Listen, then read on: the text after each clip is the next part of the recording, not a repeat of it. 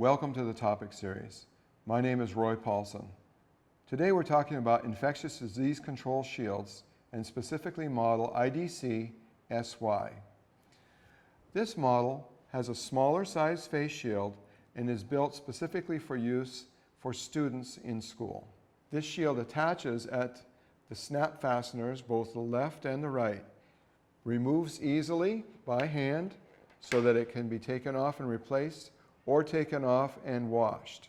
The headband can be washed, the shield can be washed, and this reduces your expenses. Easily assembled, no tools are required.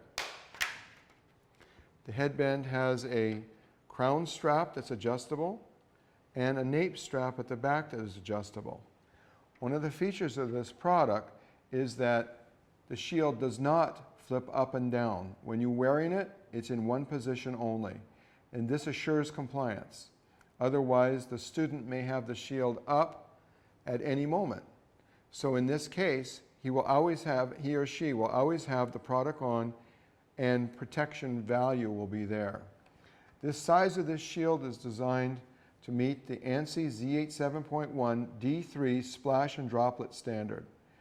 That dictates the minimum size of the shield, and this also gives even wider side protection than what is required.